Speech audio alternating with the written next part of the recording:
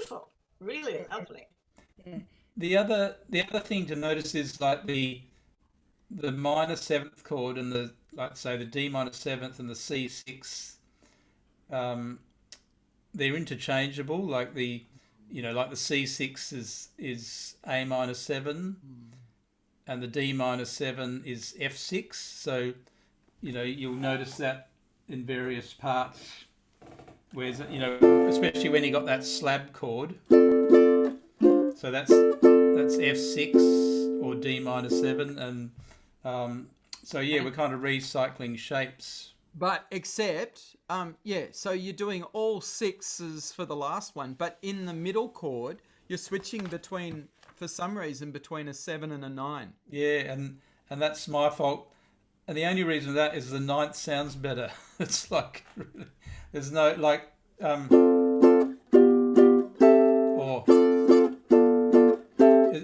and why? I mean, there'll be times when but what's nice about it is you're only changing one note, which is, if you can, any time you can only change one note, it's great. Like, and also be aware that 9 doesn't have a root in it, doesn't have the root note in it, because on a ukulele it's you've only got 4 strings, you can only get 4 notes. Yeah. So I sacrifice the root because inevitably you're going to have a bass player that's holding that for you. And yeah, that's right. When as soon as you get beyond the seventh in the ukulele, the root disappears. But I mean it's common in guitar and piano too. Though it's just kind of a more jazzy sound without the root. You wouldn't do it in a kind of. So I just want to say that I created this sheet by using this one. You've got this. It's called Ukulele chord form. ukulele chord forms, and on your web page it's called More Complex. Okay, so it's a lot more complex than the one that Kathy loaned us, that Kathy gave us. And I just want you to notice that it's really good for creating new chords for you, for us. And remember, R in this sheet just stands for root. So all I did was, okay, I need an E flat. I want to use that shape. My root is going to, it took me some time, but it's easy enough to work it out and useful for when you want to find some fruity chords. And for this first pass, I just used easy shapes. I didn't use the hard shapes. Yeah. There's lots more hard shapes there that Sam would have much preferred. Well, no, look, when you write things like this, I always get taught, which shape, there's always so many options. So it's good to know them all. And then, the more chords you've got to choose from, the better. But what you could do is, like, if you get out some of your chord charts like Autumn Leaves and just look for those 2-5-1s and go, okay, there, let's try that one. Try Jane's number 3 in that part of Autumn Leaves, or Mac the Knife, or any other song that's got those kind of chords in it. So is everybody really clear about what he means with a 2-5-1 sequence in a song? You would all recognise that? Would you like to go to Autumn Leaves and just see where they are? Yeah. Let's do that. Why don't we do? Yeah, let's do so. We've been going pretty hard on the drills, haven't we, today? No, everyone. I think we haven't lost anyone though. Everyone's still. Well, actually, Autumn Leaves starts with a 2-5-1. Okay. Yeah. We'll keep. So. We're in F. Yeah. So we could. There's no reason we couldn't use your number 2, is there, Jane? Yeah, true. Like it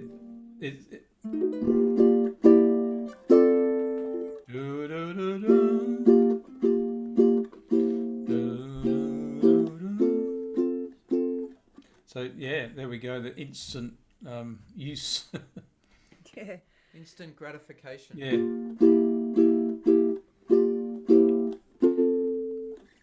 How do you want to play it? And so now, should we talk about... Are you going to play it or not? No. Should we now talk about... Sam, should we talk about the next part of that page?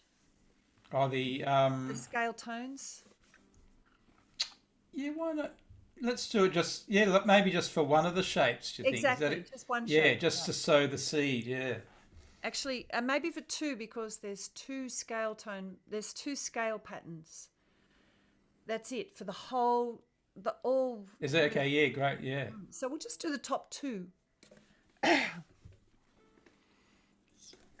Do you want to? You happy to? Do you want to Yeah, go? I'm or happy do- for you to Yeah, lead you it. go. Yeah, go. Right. Okay, I will, since you're both so in fucking decisive. Because I might get it wrong, which would be good. Shh. So what you've got there, and really we've said it's 3 parts, but it's only really 2, because these are just different ways of expressing the notes that are sympathetic to all of those chords. You could play these notes, these C scale tones, over all 3 of those chords, Exactly. Yeah. and you'd be okay.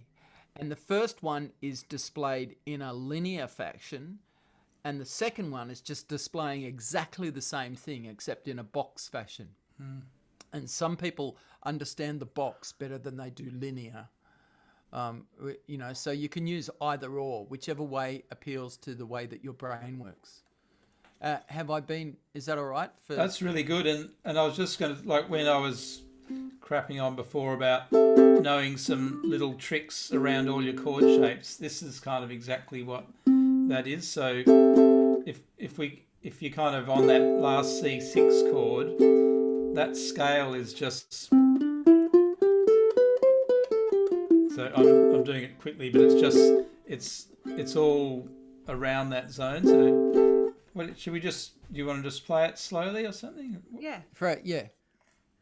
Why don't you play it, Jane, and we'll just follow you. Just play it slowly or something, and we'll. So, yeah, okay. Why don't we do all 3 chords like Okay. this? How about you play the scales, I'll play the chords. Okay, right. Okay. All right, that's a good idea. All right. Yeah. I know it's a good idea. All right. So give us 1, 2, 3, and.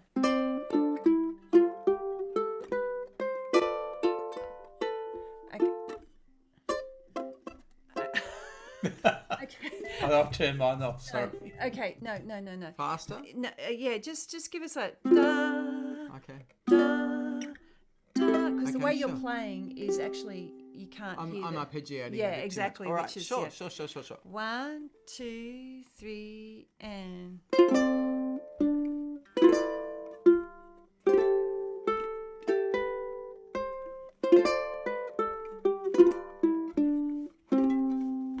So the thing is that I looked for a scale that would sit in the chord shapes. So even if you've got a high G, you can still use that scale because it's all around the 5th to the 7th fret where your chord is. So you could basically, on that D minor, you can play the scale tones and the chord at the same time, intersperse them. Can we swap roles, please? Yeah, but let's go to the next one because this is important because we're using a different. There's 2 scale shapes, and the F scale is different. It always starts on the root, what I've given you there, and of course I haven't got an F on that G string except for up here. I haven't got an F in that vicinity, so I have to start it on a C string. Yeah? That's just a major scale, is it? Yeah, it's just a major scale. Oh. But in this vicinity of these chords, Oh, I see. the chords are played around the 3rd to the 5th I fret. was going to say, what's the big deal? and I really recognise that in the first sequence. I mean, it's so lovely that you're hardly changing anything at all. You're just all on the 5th fret. You just, sort of 5th to 7th.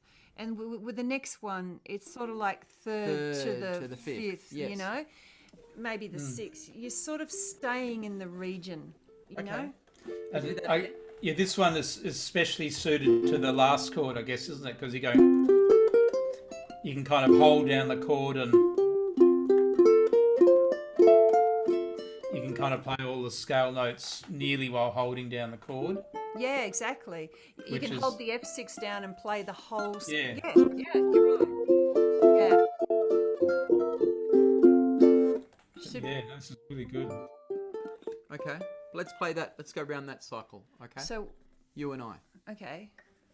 You playing the chords? This I'm is playing the the chords, second am one, I? the G minor Okay. 7 to the C7 to the F6. Right. Okay. Oh, do you not want to play the chords? No, I'm fine. Right. One. You think I'm going to stuff up? No. All No. right, good. One, Okay. 2, 3, 4.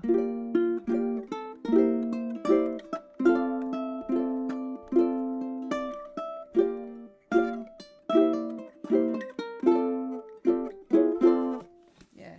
So it's just this is just reference material for you guys. Yeah, I'm so, sort of partly going, what's the big deal? But it's good because it's going to lead really well into the next torturous thing, but no, it's really good because it's connecting the chords to scale. That's the and Which is what You we know, started with. and where it's we certain started. shapes that they connect better. It's like but so especially in that first one, the scale's really on the same frets as all the chords. The second one, it's kind of more on the last chord, but eventually, if you learn this, once you learn the scale in a few positions, it's like the chords. They just the patterns just repeat. and Yes. this is just one example of many. Like this is not the one to learn. There are numerous ones. So, okay, can I make a suggestion? Yes. That you need the fingerings above that the linear scale. No, really. okay. So, like number 3, the C minor 7 to the F9 to the B flat 6, you've got to go. It's got a 2 in it. So, and it's got the 6 in it. It's got the 6th fret. So, you've got some stretches to make. You've got to make some decisions about what your fingering is. It depends on which chord you're playing, though, doesn't it? I guess, yeah. That's assuming that you're playing it as a scale. Exactly. Yeah. Which, so when I was kind of going through this with Jane, or she's going through the 251s with me today, the thing I was really struggling with is I can figure out where a chord is, but then to actually put that into some kind of improvisation, I cannot do it on the fly.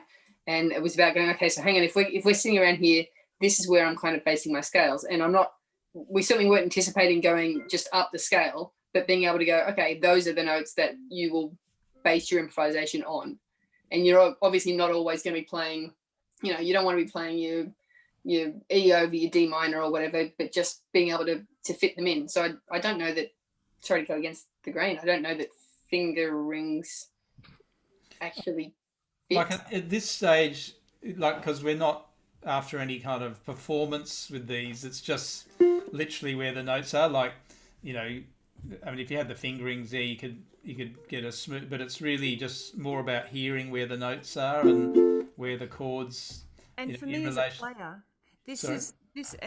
player, this middle region, that is the C E string, and from the 5th fret to the 8th to the 10th, where I don't know my notes. Yeah. I don't know them very well, Sam, are we not just looking for the root on that, basically on that last chord there? If you're taking the root, that's really the start of your pattern position. Exactly. Like, that's the way I see it all the time. Sort of, I don't know. You're well ahead of me then, Chris, because that's not at all what I saw, and this is okay. what was making me cement Right. it in my head. Yeah, but Chris has a beautiful mind, just like John Nash. If I want to play a scale, though, I always say, okay, which root of that scale do I want to use? So if I'm playing a C scale, do I want to play it open, or do I want to start on the 5th fret? And that's normally my major way to play it, simply because that's where I see the pattern best. And if I'm playing the F scale, I'd go to that note there, the 5th fret there, because that's the start, for me, the start of that F pattern. And like there are just the 2 patterns, so I just look for where's the root note on that string and just lay the pattern down there. So for those who don't know, Chris is a maths teacher, and he has I've taught Chris for 8 years or something, and teach is not really the right word, but are you visualizing those mathematical patterns in your brain, which I I see the patterns. Say the first one, it's a starting point and a gap. Yeah. Next string, slip back one, and no gap, and then a gap. I see it in terms of gaps and no gaps. But do you? Yeah, I see it that way too. I use those patterns, and that's Right. how I visualize it. Yeah. I do the same thing. Those patterns, you know your route, you know your notes on the fretboard, and you just start from whichever is your route. That's the way I've done it lining too. up perfectly with all those chords you've got on Yeah, the last chord. those patterns, all those patterns we've learnt and we've all got. Yeah. 'Cause I So reckon I'm we could interested, do- Mark. What do you do?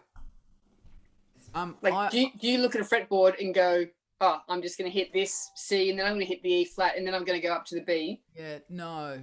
I generally hit accidental notes, like accidentally, not accidental notes, and if it's wrong, I'll just move it around a bit or bend it. But it is mostly my ear. But my fingers do. So this is the point I was getting to with you, Chris, and now with Trish and Kath, and I think Susie Hall Thompson wants to chip in here, is that it's got to get into your fingers. So you've got to know these patterns, which is why these drills are really quite important. And then if you learn the patterns that go with these 2-5-1s and the chord shapes, then you're just getting more patterns into your fingers natively.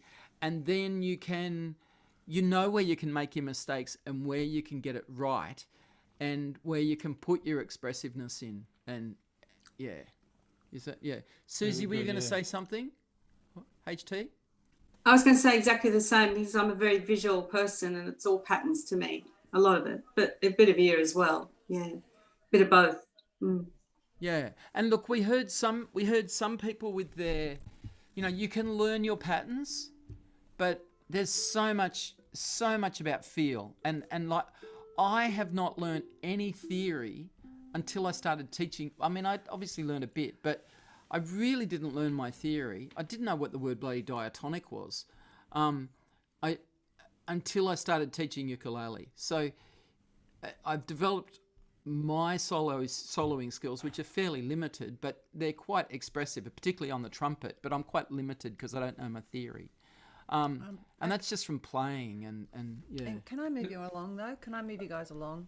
Because we've got a lot. I was just going to say that's a really good point, because like none of this stuff you don't want any of this stuff to get in the way of, making a sound that you like, or it's meant to help. Yeah. It's and it's fun to explore, but it all really just comes from the more stuff you've got in your fingers, like chord shapes, scales. You don't want to have to think about them when you're playing or trying. You just want to be open to respond to who you're playing with or where you are, or But so that's why if you got all this kind of nerdy stuff under your fingers, then it frees your brain up to just kind of be impulsive. I guess that's what I'm getting at. Creative, yes. not really impulsive. Yeah, well, You know what I mean? Like it's more creative. Yeah. Okay, where do you want to go to next? I really, there's the Mac the Knife 251, or there's the 251 patterns with the tones. It's 2.5. It's not 2.5. Yeah, well, look, because can everyone take we've got a little thing that builds on this a little bit. It's a bit nerdy, but I think it's a bit like what we did with the diminished scale, but it's something else we can use exactly where we use the diminished scale. But so what he's talking about is the Mac the Knife 251. Yes, that's it. It's called 251. Can you just that one. Let me see. Yeah, it's that one. It's got 251 patterns, and there's a whole lot of text at the beginning. Oh, you want the 251 patterns. You don't want the Mac and the Knife one, right? Okay. No, I reckon we go to the 251 patterns. Okay, righto. Because it kind of references the other things we've done. So the text. Yeah, so it's got a... Use melodic phrases and play chord tones on the strong downbeat, and use notes of the scale between them. So chord tones is CT. Yes. And passing notes are those notes that are, that are taken from the scale are PN. So this is a bit kind of jazz, jazz school type kind of learning, just a little bit. We don't want to go, but so basically when we're just playing the scale over those chords in that last exercise, have you got it, Di? Sorry, I haven't got it either. What's the name of the document? 251 patterns. Is that on It's on. is that what it's called on the web page? What's it called on the web page? I think I would have. Yeah, it's just on the web page. No. Isn't it just above the Mac the Knife two? Like it's on the Mac the Knife 251 patterns, and it's the first page as opposed to the second page. Ah, that's what's confusing me. I'm forgetting it's the one document. Yeah, it's the first Thanks. page. Sorry. Yeah. Right. It's called Mac the Knife 251, and there's 2 pages. Yeah. So page 1. We're talking about page 1. Yeah. Our Sorry. pages are getting so crammed full of information that we're. You mean our brains? Yeah, yeah. So, yeah, like we were playing the notes of the scale before over D minor over a 251, which is fine, but there's kind of better choices and not so good choices. Basically, if you stick to chord tones, it'll always sound very correct and nice, and so that's kind of a good place to start. But when if you're just playing chord tone, it's basically just an arpeggio. It's not kind of interesting enough. We want some more. So what we do is we kind of put in, you put in little chromatic notes and scale notes, and then you can kind of get a lot of mileage out of just, a few strings. You don't have to kind of go all over the fretboard to get a lot of notes. So the pattern I've made, underneath it you've got CT, which means it's a chord tone. So basically, just because this is a simple pattern to start with, all chord tones, and then on the G7 there's a couple of passing notes. So they're just notes of the scale that aren't chord tones, but they just give us a line through through that chord. I'll just play it for you. So it's over those kind of chords, and here it comes. So it's pretty square, but it kind of sows the seed of, like, jazz players will they'll work up a repertoire of, they might have 50 patterns like this that they practice, and when they're improvising they'll reference them, so these are kind of something you have in your kind of library of licks, I guess. And you mightn't play them exactly like you've learnt them, but if you've learned 20 that are similar, that'll, you've got plenty of ammunition when you come across a 251 in a song.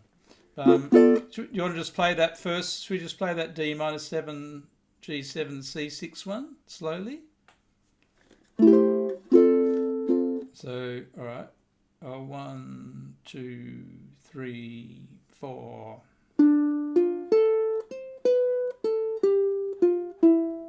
2, 3, 4.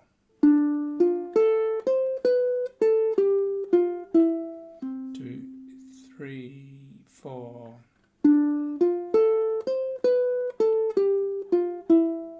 2, 3, 4.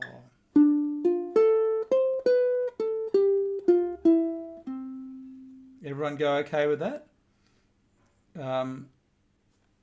So it really it's a little fast. Fast? It's Yeah, a little okay. fast. And also, just to chip in, Yeah, go. I've seen another typo. Oh. On the next line, we shouldn't have another G minor. We should have a C7, a G7. Sorry, G minor 7 should go to C7 to F6. Oh. So we've just got Yeah, I another fixed typo. up the F. Yeah, because Jane got me to We fix fixed up the F6, F6 and we didn't. Yeah. So sorry. Yeah. Well spotted. That's fine. No, it's fine. No. That. So it's a bit like Jane's chord shape thing. We're going around the cycle, and we're only going to play this whole pattern in 2 different shapes.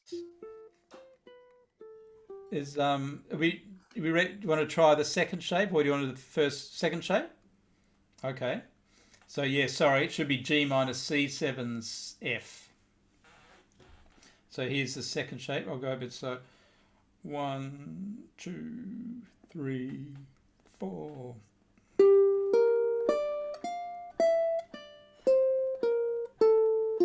Actually, maybe I'll just play. I won't. I'm trying to put the swing in. Let's not worry about putting the swing. Let's just do the notes. So I'll just go 1, 2, just one beat on each. 2, 3, 4.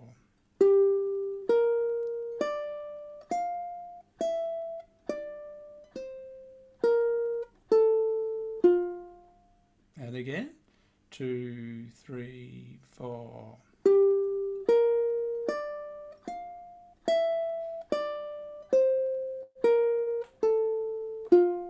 How's everyone going with their? Anyone having problem with fingers? Which fingers to use? The little with this shape, it's really not. It's just if you hold down those, you can hold down those first 3. You can treat that as a chord 7, 6, 5, and then just use your pinky for the 8, and then. Basically, for this one, it's just a finger for each fret. 8th fret for the pinky. So 2, 3, 4.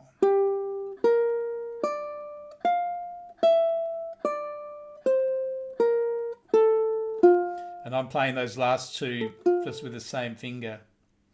Actually, and even let's go back with the C one. Yeah, we've got one more. We have to step back a bit, which is a bit annoying, but basically that first one, you're basically holding down a D minor chord rather than going kind of separate notes. And then just coming down off the G, it gets a bit fiddly, but do you want to should we try doing those 2? And then I want to play you where you can put it in Mac the Knife before or something so you can hear it. Actually, might be useful before too long. So let's do those first 4 bars. So, and we'll just do a beat on each, even though they're quavers. We'll do a beat on each. 1, 2, 3, 4.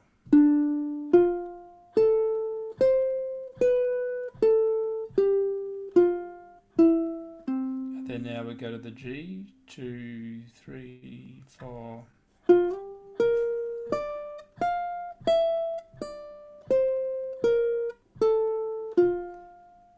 And then so there's our 2 different shapes. So if to continue, we'd go to the C minor F7 beat, which is exactly the same as the first shape, just down 2 frets. So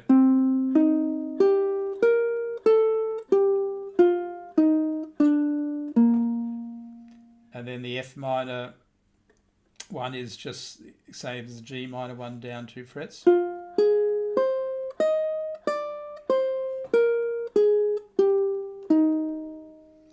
So between those 2 shapes, you can kind of do them anywhere. There's a specific backing track which is just those 4 chords, which might be good to just drill them a bit. And Sam, were you saying that jazz people just have their own little licks created for each and every key?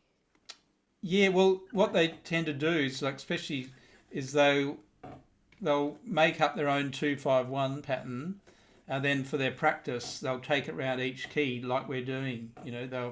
So they can play them in any key, and then they play enough of them. Then so when you're actually playing on the fly, you're just drawing on all the ones that you've kind of learnt and making up new ones on the spot. And so you've created those backing tracks for us.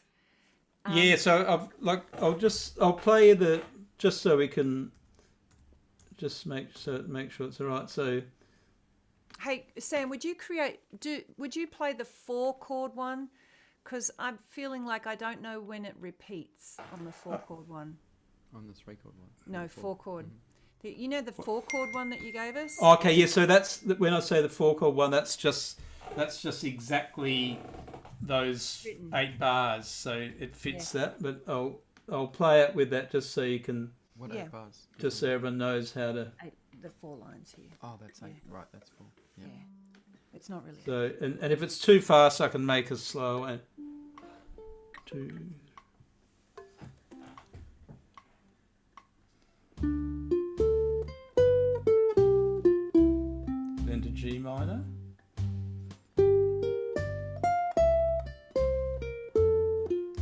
C minor.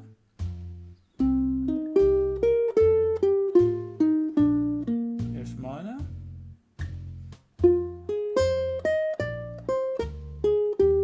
Then back to D minor. There you go.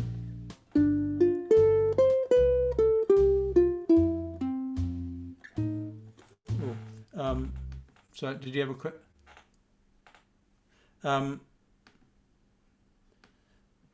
So I was, you could go through every key with that, but I just thought, just to make it slightly less torturous, we'll do 4 chords. Something. Do you want to play along? Do you want to play along with that once? And even if you don't get all the notes, just so this is a practice to how to practice it.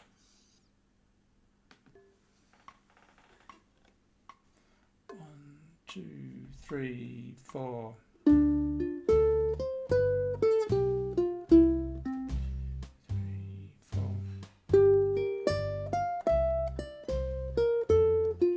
C minor. 2, 3, 4.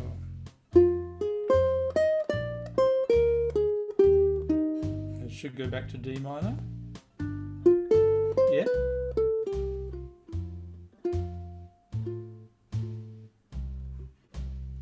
Something went wrong with the. Yeah, exactly. Yeah.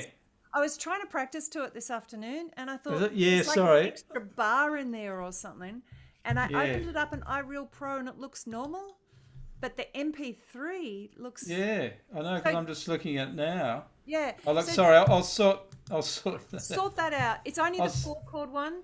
The other one that does all the keys is totally fine. I played along with it. But given that chord was right, is that okay with everyone? That's so, and it's it's good little finger exercise. But I just want to quickly play you where you could put that in. Good, come back in Mac the Knife. Yeah, so just to make it simple, I've just exactly where we put that diminished scale in Mac the Knife. This is a little alternative to, we can put a little pattern. Oh, I may as well put on the backing track just so.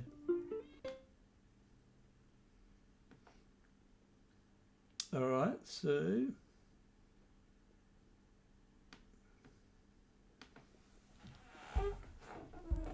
One, two. Whoops.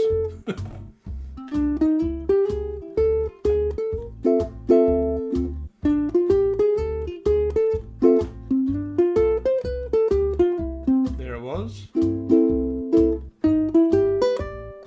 Diminished scale.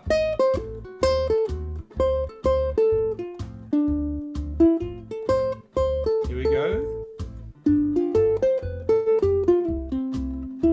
Again.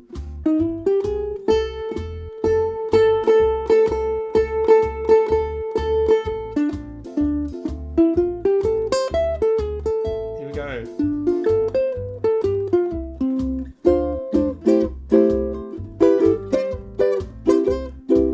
Diminished scale.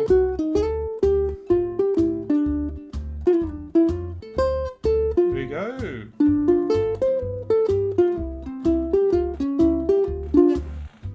So, and I managed to get a diminished scale in there as well. It's that easy, everybody. For bonus that's points. homework. Can you replicate Sam's solo that he just did? Yeah, Sam, your fingers never seem to leave your wrist. No, that's an optical. But like everyone's video, like everyone's doing kind of that. People are doing bits of chords and then there's so many good examples of that diminished chord. So if you can add a 2-5-1 in there, that's just and on one time you could use the diminished, one time you could use the 2-5-1. But so I reckon if you just get that simple one under your fingers, and then later on, we can talk about how to make your own even next week. So And I just want to clarify and if I ask the dumb question, nobody else has to ask for it. So when he asks us for a 2-5-1, it's that lovely little pattern there. No, it could be. We could do the chord inversions that leap around a bit. All right. Okay. So didn't we learn 3 different techniques? So we learnt we learned all the chords, the Jane's sheet where we learned all the chords, and that had the scale. But if I just play the scale, it's easy to emphasize the wrong notes. The thing about that that's a little bit cheesy and correct, that 2-5-1, but it's good to start that way just so you hear it really outlines the chords, and that's kind of what you want, because if you just play the scale notes, you could easily make not so good choices that don't really connect with the chords. So it's good to learn the right, learn to emphasize the chord tones first, and then we get away from them. The more you. Sorry, did you have a Kathy? A question. On the first page, when we did the pattern, we're doing it over the 2, 5, and 1 chord. Yeah. But then on the Mac the Knife page, we're actually doing it just over the G7. That's great. I'm glad you are, because I actually mentioned this to Jane today. I said, and the reason is because often, especially in jazz tunes, like you've got it's like D minor and then 1 bar of each. But, so you sort of compressed it into the. You compress, and you can, because often a bass player, if they just see G7C, they might just go D minor 7G. It's just a really common. It's actually, we're doing a substitution in a way, but we're not without making a big deal of it. So in a way, we're superimposing a D minor chord over a bit of that G7, but the chords. If I play the chords, and then if I go D minor 7, G7, it sounds either way for this song sounds perfectly acceptable. Whether I do the whole bar's G7 or it's D minor 7 for half a bar and G7 for the next half. So because it's different down below. Yeah, because I stuck. I think I just stuck to it because that's what I had for, and that's the kind of thing that you just, once you're more comfortable, you just interchange. It's like when using a 7th instead of a 9th, or, and especially because you got the D minor 7 before it, it's just like you're extending that D minor. I was just going to ask, you don't need to have the D minor 7 before it, as long as you've got the 5 to 1. So like if you see another song where it's just like G7C, you could improvise with a 2-5-1 pattern, even though the chord is only 5-1. And if you were a chord player and you just saw G7 to C, you could do a little upgrade by putting in D minor 7 G. But in some ways, you're only putting in, because a D minor 7 is very similar to a G, but you've got the 9 in there with the A, but it's also a suspended, so it's almost like a G. It could be a G7 sus4 add 9. Exactly. Yeah, it's. For the first time ever, I'm going to say, can you make that less complicated for me? First and last time. Yeah, go. It's easier on that. So if you look at a G7 and you put on, you add your your sus4. It's a G7 sus4 without a G in it. Yeah, and then you add the 9 on. The 9. If you want to call that G, like it's very similar to a G9. There is no 9. The A is the 9. Oh, the A. Yeah, that's right. 9. Thank you. Thank you, Chris. So in a way, they sound better when the chord doesn't really match, because this is another way of looking at, like, if they're all chord tones, the D is the 5th, the F is the 7th, the A is the 9, the C is the sus4, and they're all really kind of nice, sophisticated notes, and that's why it kind of sounds so nice over the G7. Does that make sense?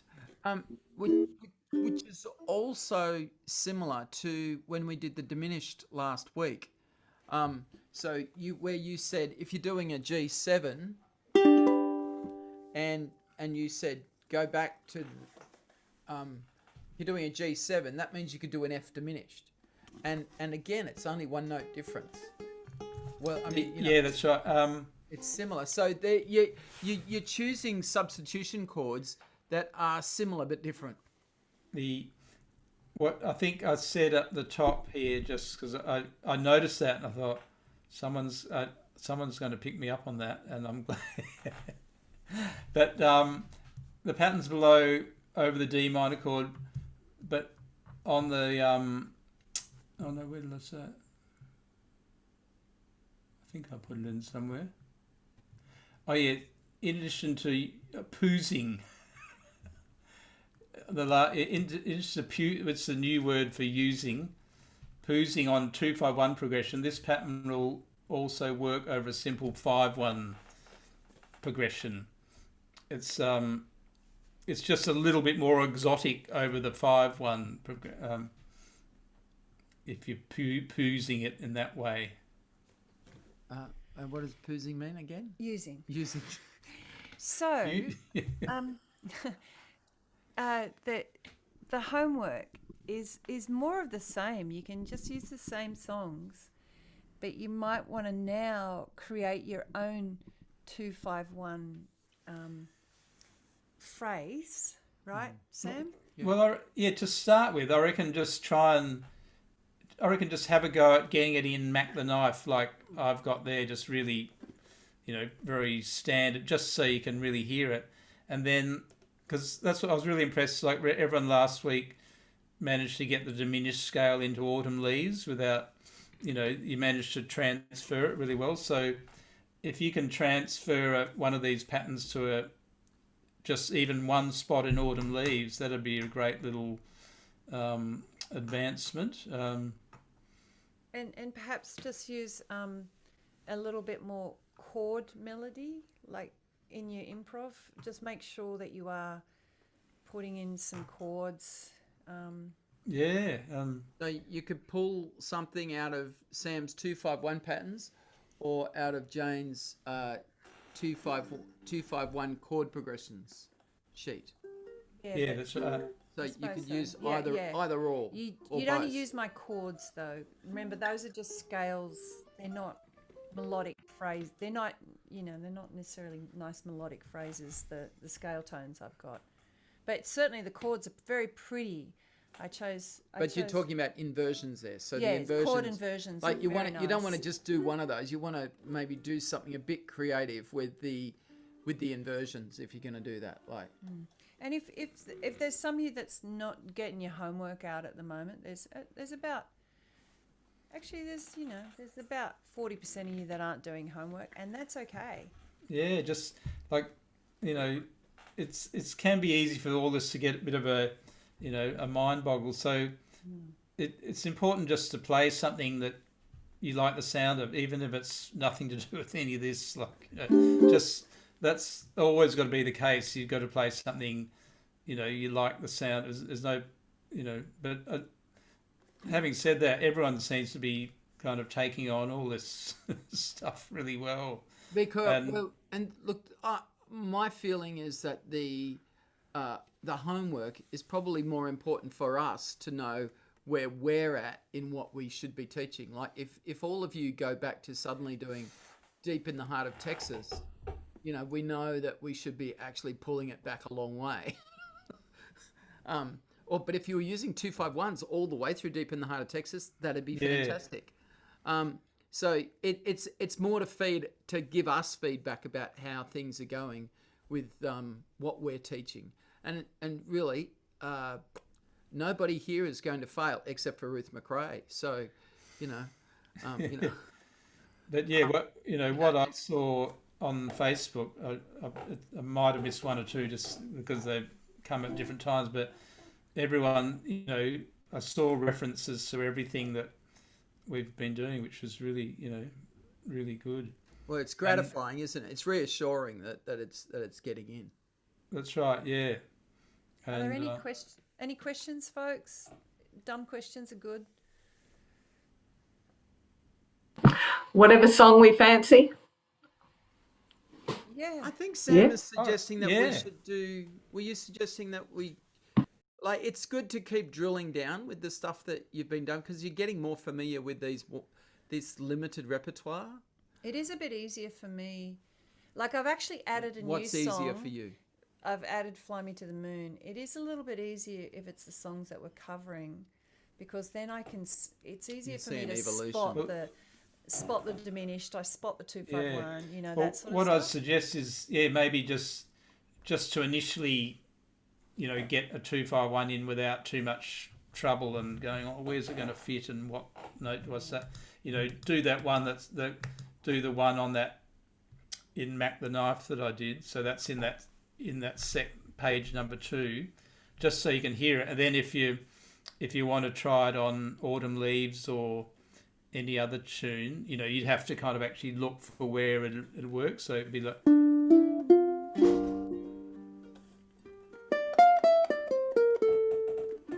and I think I had a look. There's a couple of them. There's a couple of spots where you could do it. So, I've got a dumb question, Sam. Yeah, great. Where would it work in sway? It doesn't kind of work so much because sway's minor. It's like it's you could probably squeeze one in the bridge somewhere because it goes to the major key.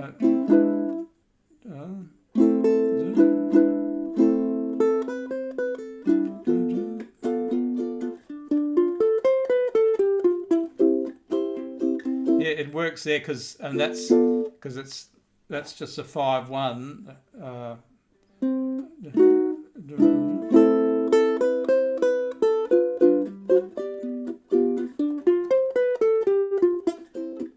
I think that's maybe the only spot, but even if there's only one spot, that's kind of good because you don't have to put too many in. But yeah, good question.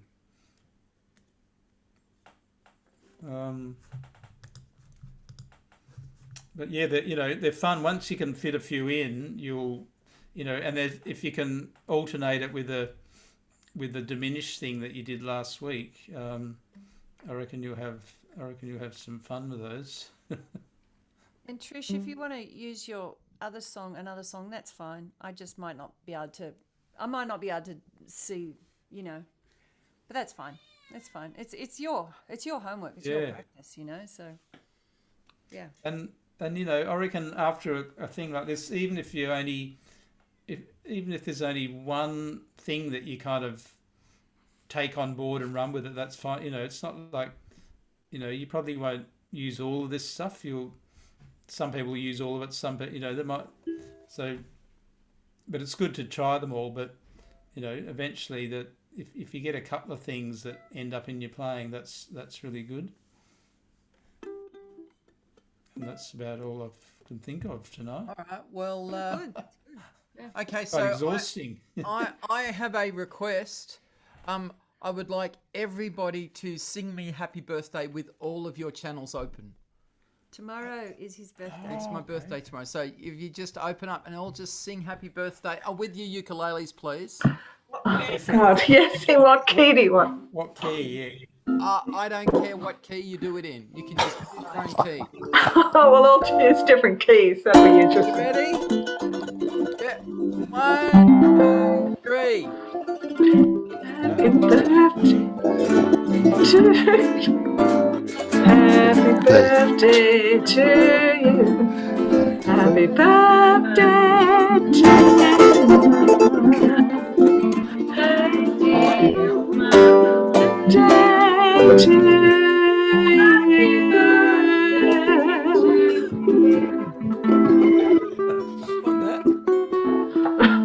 Very much. I'll get it right in a minute. that a 251 you're doing the account? I don't know. It's a shame that one day there'll be a Zoom where you can play in time, won't there? But probably not this pandemic one. Thank you, everybody. Unless Thank there's any you. other questions. Yeah. Thanks, Thank you. everyone. Thank you. Very good. Good night. Good night. Let's go see who won the election, hey? Oh, yeah. God.